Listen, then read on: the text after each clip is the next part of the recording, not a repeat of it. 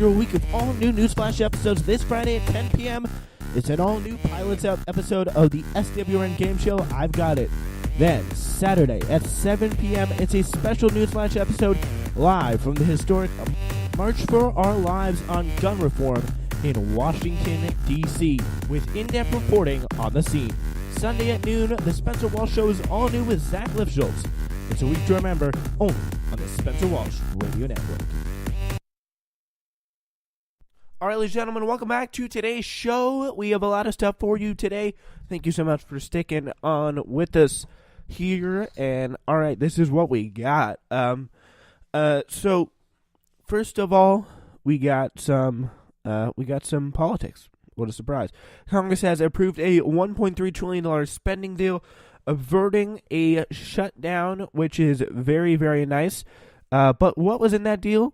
We need to look into it. So Congress gave swift approval to a $1.3 trillion spending bill that will keep the government open through September, but broadly defies the Trump administration's wish to reshape it. So, the House voted 256 to 167 to approve the bill early Thursday afternoon, less than 24 hours after the spending plan, which stretched 2,232 pages, had been unveiled. Massive spending bill, supposed to decide how our government operates for the next until September. I don't know the days that is, but nobody read it. There is no way nobody read it. I'm sorry, nobody read it. There is no denying that nobody read it. Rand Paul, he made an interesting point of this. I do believe he voted no. He live tweeted reading this bill is one of the reasons why I kind of have a little bit of a soft spot for Rand Paul. I'm not saying I like him, but he's better than other Republicans on most issues. Although he is very populist. He is a very progressive in some respects. He gets out in front of Democrats and important issues like voicing vocal opposition to Gina Haspel. The progressive community really is kind of annoyed by that because he reminds them what Democrats should be doing in things like this. Over a scare over whether a fiscally conservative senator might force a brief shutdown over the weekend over the renaming of an Idaho wilderness area. The Senate voted 65-32 to approve the bill around 12:30 Friday morning. The spending bill, which congressional leaders agreed to on Wednesday and President Trump seemed to grudgingly endorse on Twitter, provides increases to military and domestic programs. Wonder what domestic programs they are. Clearly rebuffs the Trump administration to scale back the reach and the scope of the federal government. I mean, Republicans are not just big government. It's not one of their priorities anymore. It's not like they actively went against it. They just have other priorities they care about way more than keeping the government small. It's just not one of the big problems. It's not one of the big problems. This budget again proves it, and it's something that, I mean, in debates throughout the next election cycle in 2018 and also in 2020, the candidates should really be called on, because if they ever try to bring that up, that's one of the programs that they did. The Democrats really need to hammer it on them. It's one of the safer things that they can hammer them on, so that it's possible they may do it, but also very likely that they won't. The spending bill, so it is now officially passed. The bill funds the government for the 2018 fiscal year, which begins October 1st and is already almost halfway over. Congress paved the way for this week's legislation with a 2-year budget deal last month that raised strict limits on military and domestic spending by $140 billion this year. In dividing the spoils of that budget agreement, Congress rebuked the Trump administration's initial vision for federal government in many ways. The president's desire to drastically cut spending on the environment was rebuffed. Programs like the National Endowment for the Arts and the Great Lakes Restoration Initiative, far from being eliminated, were spared any reductions. So, NPR, you are good to go.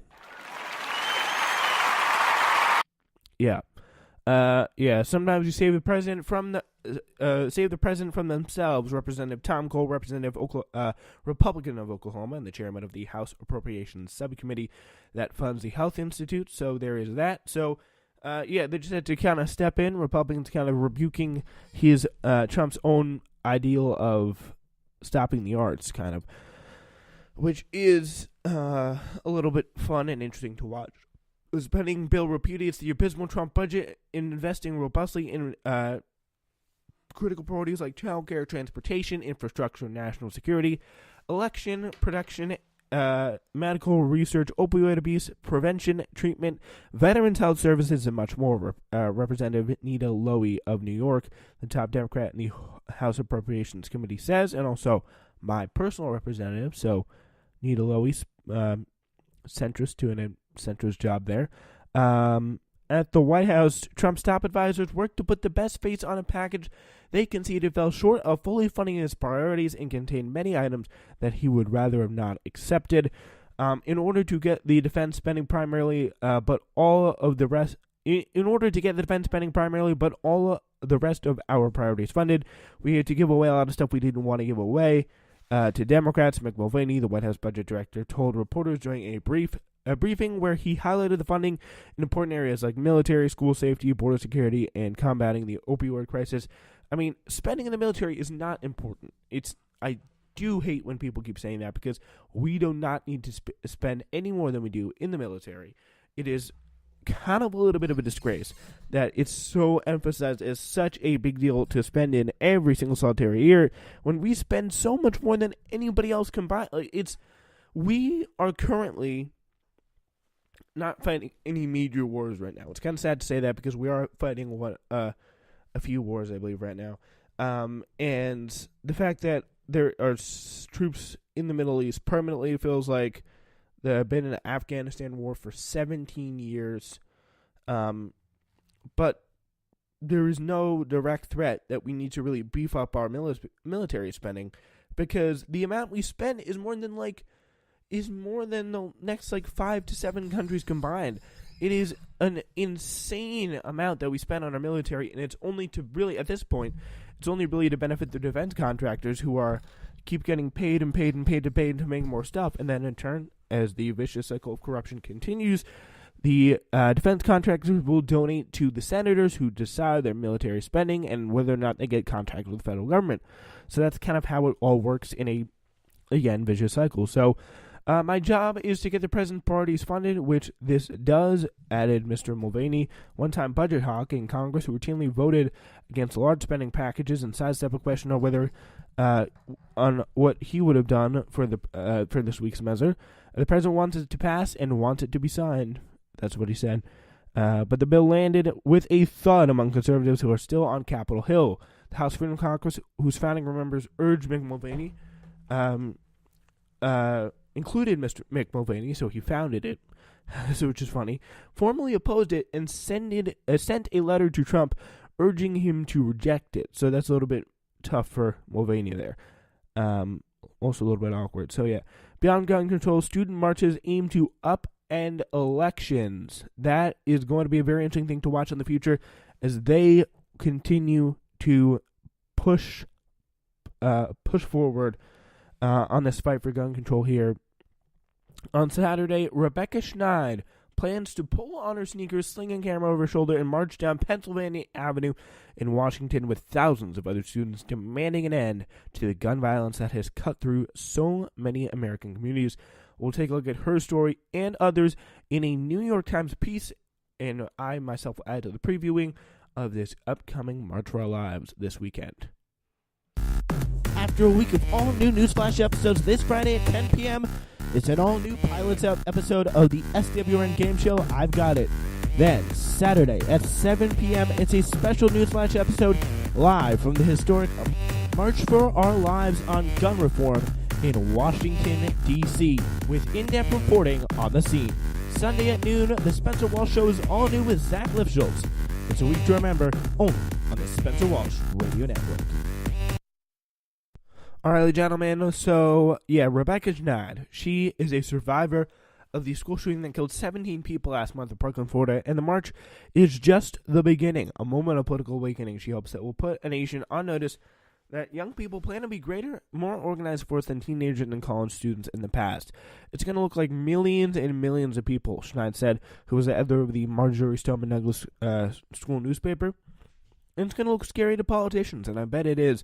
that the fact that young people who will be able to vote in a few years are such a unified and collective force that they are telling their parents, they're telling their families to be the voice of this generation and the voice of the generation with the voice for the future on the issues that can finally push back and make some kind of a difference on gun control. And by the way, Parkland students, they're my rock. Yeah, absolutely love them. And every time I hear them on TV, I just go, yes, let's go. And the good thing is they're getting on TV a lot. They're putting their message out there, unlike other Democratic causes. I mean, not that senators choose to push, because they don't really, unfortunately, Democratic senators, they don't have too many causes to push, other than the more progressive ones who actually have a clear set state of ideals. But they're pushing this. They're really, really pushing this. So these liberal-leaning activists have yet to be tested in the area of electoral politics. They face a political system that is historically resistant to major change, and a Republican president and Congress with a strong base of support among much older voters, many of whom have a more conservative view on guns. But what about the other 60% of the country? They are much more in favor of guns than you would have expected. Public opinion with these activists, and especially after the Parkland shooting, the polling shows these guys have made a difference. They had like a 57 to like 72 percentage point swing on general gun control polling about the need for gun control. It's really quite insane how quickly these changes have taken hold and caught on here. I mean, yeah, I mean, they have their fierce energy, and the big thing is they have their IDGAF. I can't really go too much more into detail. I don't give a bleep attitude. Like, one of them in an ad, literally, and I'll play this ad for you. They are now running ads, like, and the other students are just producing these on their own, I believe. Maybe they have some help, but I don't want to take away from them if they're doing this. So, like, all around this country, there's students who are producing ads and putting them online, and this is one of the main leaders of the movement here I'm about to play for you, David Hogg. So David Hogg, he has been really killing this stuff. Here it is.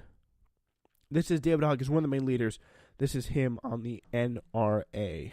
What if our politicians weren't the bitch of the NRA? It doesn't make sense that I have to wait till I'm 21 to get a handgun, but I can get this weapon at 18. I don't know. We didn't address it, Mr. President. Look, I think you know why? Because you're afraid of the NRA, right? What if we all voted and said this is not okay? It was an incredibly exciting election night. In a district, there never should have been a question that the Republicans should have won. They're sending a Democrat from the heart of Trump country. Voters are sending a message.